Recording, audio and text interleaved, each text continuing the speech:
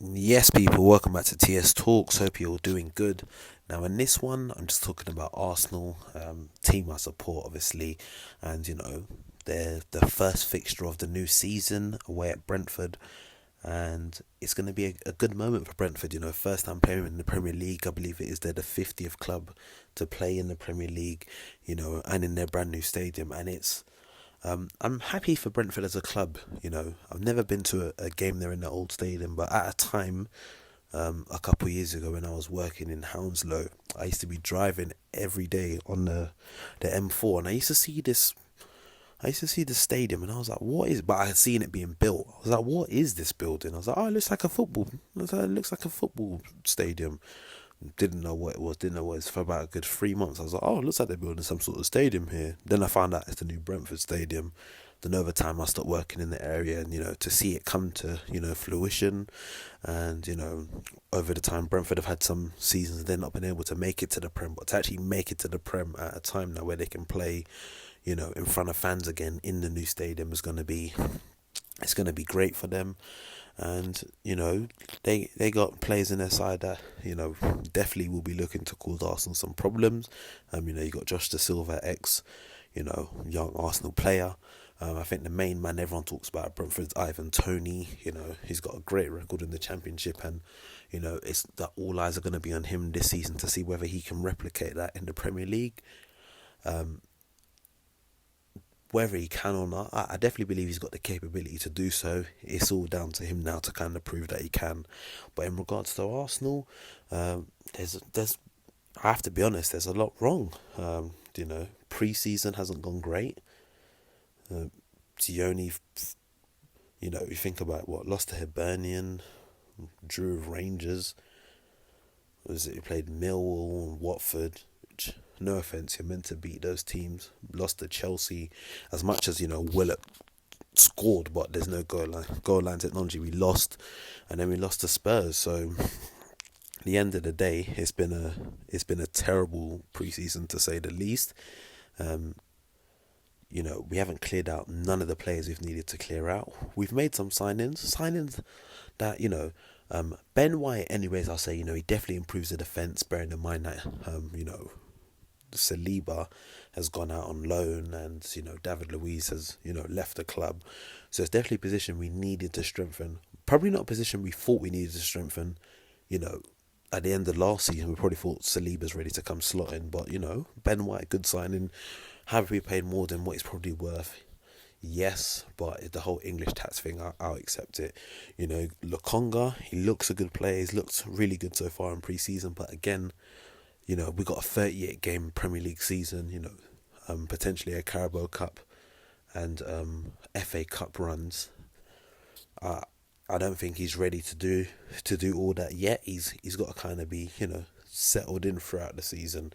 I definitely start him against Brentford, but I'm not saying I expect him to start every single one of the 38 league games as long as he's fit. I just don't think that directly would be fair on him. You had Granit Xhaka, who was more or less on the way out the door to Roma, and now the talk is he's going to get a brand new contract, which again is a bit like, whoa.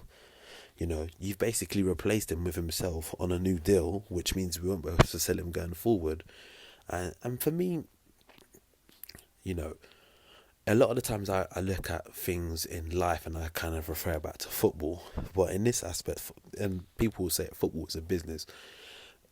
If you got a business and you've got employees that don't want to be at your business, at their place of work, they're not going to perform to their best ability. And that overall is going to bring down the performance of the team. So if you've got players like Xhaka, and it's not me digging them out, but if it's notably he doesn't want to be there, Bellerin wants them a new challenge, Torreira's homesick, you got to get rid of them. Simple as that. If it means that you're taking 1 million less from Roma or whatever team, so be it. You move on. But it looks like we're replacing him with himself, which isn't great. We haven't cleared no one we've needed to clear out. If I go through the team on players that, I think I've spoken it before, players that needed to be cleared out. You've got the backup goalkeeper, Runnison, which we know he's not, we've known he's not good enough. He's meant to, go out on loan or sell him. That's not happened. We've in pre-season we've balanced a lot of the pre-season games between Okonkwo and Cole Hine, which again, neither of the two of them are ready to be, a number two. That's just the straight facts of the whole situation. Funny enough, a keeper we had last season who probably would have been the better option to have as a backup two right now, bearing in mind the situation we are, he's at Hibernian now. There's that Matt Macy. I'm not saying he's the next best thing or anything, but comparing all the other keepers we've had behind Leno for the last 12-18 months, he's probably the best one. So you got Runnison, who needs to go. Conquer and Hine, which personally probably need to go out on loan. We've got no Europa League football. Depending on who we get in the Carabao Cup, it might be a risk to even play them in that. So they need to go and play some level of football somewhere. I don't know whether it's Charlton or a Championship League one side. And not to pull out Charlton like they're a small side. It's just a London-based club at a lower league level is why I mentioned them. Like I mentioned Bellerin, he doesn't want to be at the club. Cool. Kalasinac. Looking at the defenders, you probably got to keep Holden and Chambers. Just part of the whole, is it the amount of homegrown players you have, etc. So fine, into the midfield, El Neni. We know we can do the little jobs here and there, but Xhaka apparently wanted to go, so that's two men that should have been going. A man that is going at the time of recording this isn't yet confirmed, but obviously Joe Willock, Newcastle, 25 mil. It's a shame he's going, but it is what it is.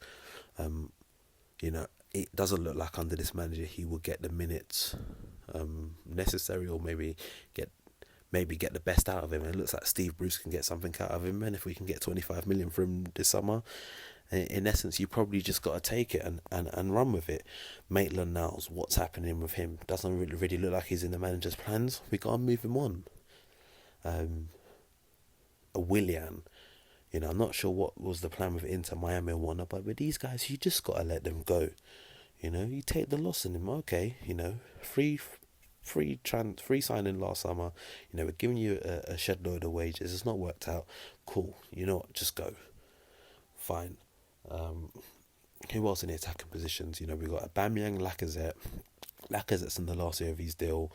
You either offering him a new deal, like an additional 1 year extension, or you're letting him go. And Nketiah, was potentially going to be offered around 25 million from in January.